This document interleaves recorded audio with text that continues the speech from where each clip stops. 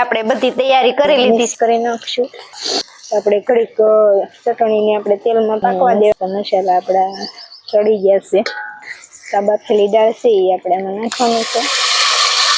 Hello મિત્રો, કેમ છો? બધા મજામાં ને? તો મજામાં જ રહેવાનું છે. સ્વાગત છે તમારું બધાનું અમારા નવા બ્લોગમાં. તો આજે આપણે અડદની દાળ અને બાજરાના રોટલા બનાવવાના છે.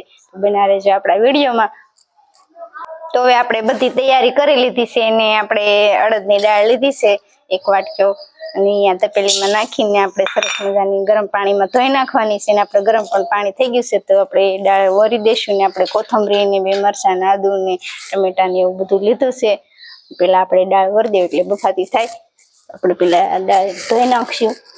તો આપણે આ ગરમ પાણી દાળ ધોવાની છે. આપણે અડદની દાળ ગરમ પાણીએ ધોઈને પછી વરી દેવાની છે. એટલે ગરમ પાણીમાં ધોઈ નાખાય એટલે સારી થઈ જાય. અને ટાઢા પાણીએ ધોઈને તો જડ બફાય નહીં ને ડઠળ રહે એવી થાય. તો સરસ મજાની દાળ આપણે ગરમ પાણીમાં ધોઈ નાખી છે. તો હવે આપણે વરી દેશું. કુકરમાં દાળ બફા મૂકવાની છે એટલે ફટાફટ બફાઈ જાય.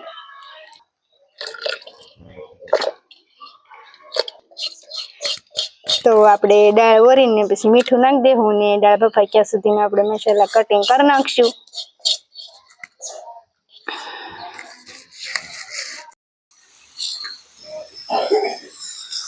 તો આપણે દાળ બફા મૂકી દીધી છે અને આપણે કટિંગ પણ ચાલુ કરી દીધું છે. અને આપણે ટમેટા મસ્ત કાપી નાખ્યા છે. અને આપણે કોથમરી કાપી છે. કોથમરી પણ સરસ મજાની છે. તો આપણે સરસ મજાની દાળ કુકરમાં બફાય છે અને આપણે મસાલા પણ કટિંગ થઈ ગયા છે. અને બફાઈ ગયા પછી આપણે એને વઘાર નાખવાની છે.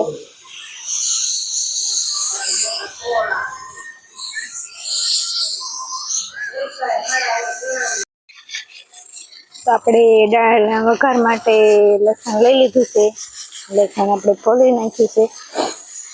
તો હવે આપણે કુકર ઉતારીને જોઈ લઈશું દાળ બફાણી કે નહીં.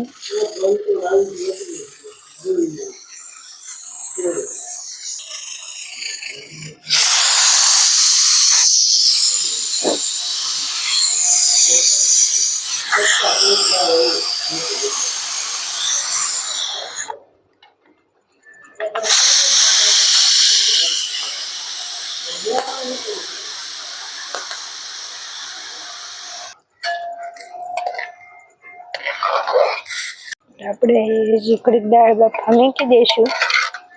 હજી 1-2 સીટી થવા દઈશું એટલે દાળ આપણી સરસ બફાઈ જાય.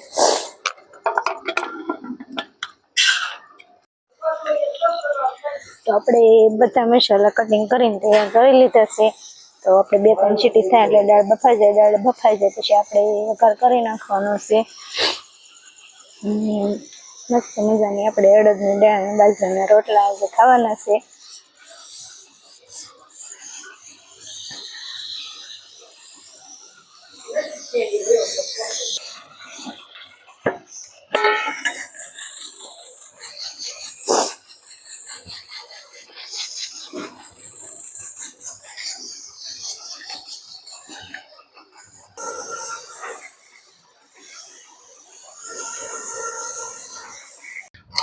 તો આપણે દાળ બફાઈ ગઈ છે તો ઉતારી લઈશું.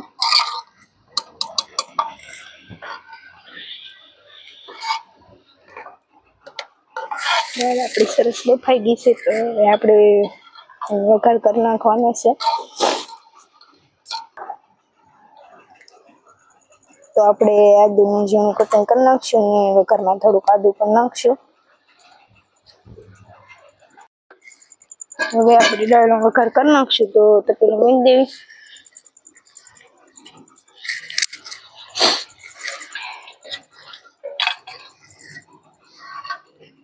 આપણે 2 પાવડા તેલ નાખશું.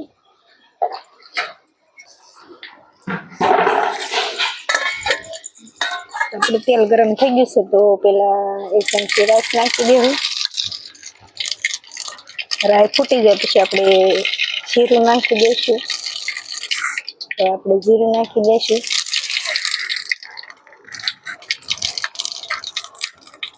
પછી આપણે આદુ ને લસણ નાખી દઈશું. આપણે મીઠો લીમડો નાખી દઈશું, આપણે લીલા મરચાં નાખી દઈશું, પછી આપણે આ ટમેટા નાખી દઈશું, બધું મિક્સ કરી દઈશું.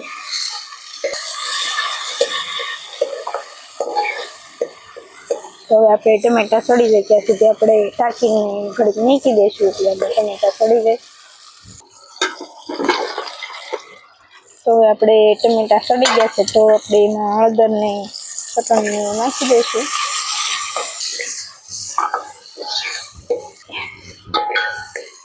તો હવે આપણે હળદર નાખી દઈશું,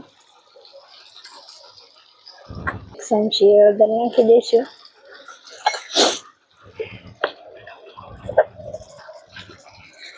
અને 1 ચમચી આપણે લસણ વાળી ચટણી છે ભેળવેલી નાખી દઈશું, એને મિક્સ કરી નાખશું. આપણે ઘડીક ચટણીને આપણે તેલમાં પાકવા દેવાની છે એટલે ચટણીની વાસ ન આવે. તો હવે આપણે હળદર ને ચટણી સરસ મજાના મસાલા બધા પાકી ગયા છે તો હવે આપણે એમાં દાળ નાખી દઈશું.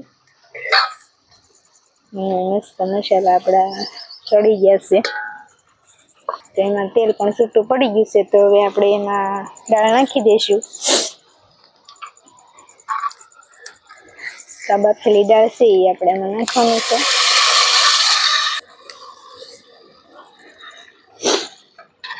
આપણે આને મિક્સ કરી નાખશું ને પછી આપણે આને ઘડીક પાકવા દઈશું એટલે મસાલા બધા દાળમાં સરસ મિક્સ થઈ જાય.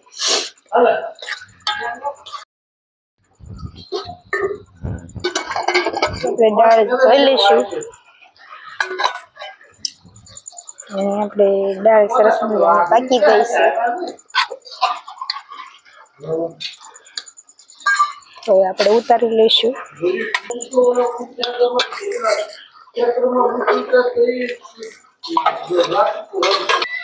હવે આપણી દાળ બની ગઈ છે તો હવે આપણે એમાં ધાણા જીરું નાખી દઈશું અને કોથમરી પણ નાખી દઈશું. આપણે મસ્ત અડદની દાળ બનીને તૈયાર છે. આપણે મિક્સ કરી દઈશું. તો દેશી અડદની દાળ બનીને આપણે મસ્ત તૈયાર છે. જો મસ્ત આપણી અડદની દાળ બની છે. તો હવે આપણે રોટલા ઘડી નાખવાના છે ને પછી આપણે બાજરાના રોટલા ને અડદની દાળ જમવાનું છે આપણે. તો આજમાં એટલું જ તે બનાવી છે વિડીયોમાં.